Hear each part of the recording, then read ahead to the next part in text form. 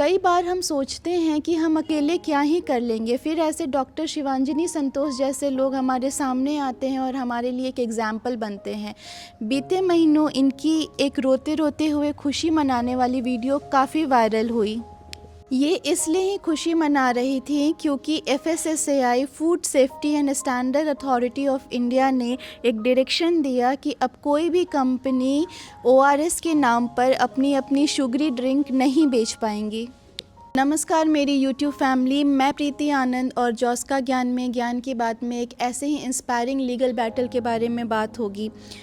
So today's case is a classic case of misleading consumers और साथ ही साथ we will get to know कि कैसे सिर्फ एक व्यक्ति, सिर्फ एक कंप्लेन, सिर्फ एक लॉसूट से, सिर्फ एक RTI से कितना बदलाव ला सकता है, जो ना सिर्फ इनको पर ना जाने कितने लोगों को फ़ायदा पहुंचाएगा। ORS का मतलब होता है ओरल रिहाइड्रेशन सॉल्यूशन।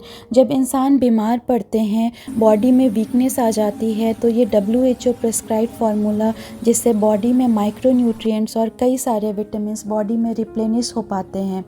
अब प्रॉब्लम वाली बात ये है कि बहुत सारी जो कंपनीज़ हैं अपनी शुगरी ड्रिंक्स को ORS लेवल करके बेच रही थी, जो कि ORS नहीं है, वो बस शुगर ड्रिंक है। डॉक्टर शिवांजनी संतोष जी 8 साल से इस चीज़ के ख़िलाफ़ लड़ रही थी। जैसा कि मैंने पहले भी बताया है कि this is a classic case of misleading consumers. बिल्कुल वैसा ही जैसे बटर पॉपकॉर्न, पर उसमें बटर का कोई अता पता नहीं, बस बटर फ्लेवर्ड, पता नहीं कौन सा तेल यूज़ किए हुए रहते हैं वो। टोमेटो केचप, टमाटर का अता पता नहीं। अब तो हर किसी को इस चीज़ की जागरूकता है। जैसे बाकी सारे प्रोडक्ट्स मिसलीडिंग क्लेम्स के साथ बेचे जा रहे हैं, वैसे ही ये ORS भी बेचा जा रहा था। पर अब इनके डॉक्टर शिवांजनी संतोष जी के लीगल बैटल के बदौलत ये कंपनी अब अपने शुगर ड्रिंक्स को ORS बताकर जनता को नहीं बेच पाएंगी। डॉक्टर शिवांजनी संतोष जी के इस ऐतिहासिक जीत को अभी पूरी दुनिया सेलिब्रेट ही कर रही थी कि कहानी में एक ट्विस्ट आता है। ट्विस्ट ये है कि जॉनसन्स एंड जॉनसन्स कंपनी ने कोर्ट में एक अपील फाइल कर दी और बोला कि इन्होंने एडवाइजरी तो इशू कर दी, लेकिन हमारे पास बहुत सारा करोड़ों का सामान स्टॉक में पड़ा हुआ है, बिल्कुल पैक्ड ब्रांड किया हुआ। उनकी समस्या तो ये थी कि अब इसे बेचना तो पड़ेगा ना, इतने सारे करोड़ों के सामान को। दिल्ली हाई कोर्ट ने बच्चे, बूढ़े, बड़ों की हेल्थ की नहीं सोची और FSSAI ने जो एक अच्छा काम किया था उन्हें ही सुना दिया कि भाई इतने सारे सामान स्टॉक में पड़े हुए हैं, आपने बिना पूछे कैसे एडवाइजरी जारी कर दी। और फिर उस फैसले को जिसे सबने इतना सेलिब्रेट किया था उस पर स्टे लगा दिया गया। आयरनी देखिएगा कि ये सेम कंपनी है जिसके अडल्ट्रेटेड बेबी पाउडर से सिर्फ एक व्यक्ति को कैंसर हो गया था, तो US ने प्रोडक्ट पर ही बैन लगवा दिया था और 8,000 करोड़ रुपए का फ़ाइन लगाया था।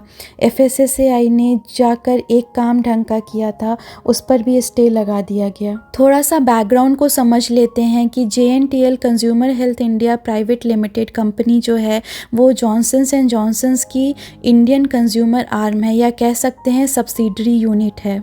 15 अक्टूबर 2025 के आसपास ये फैसला आया था और लोगों ने जमकर सेलिब्रेशन किया, पर फिर 17 अक्टूबर 2025 को ही दिल्ली हाई कोर्ट ने FSSAI के ऑर्डर्स पर टेम्परेरी स्टे लगा दिया और कहा कि JNTL को हियरिंग और रिप्रेजेंटेशन का मौका दिया जाना चाहिए।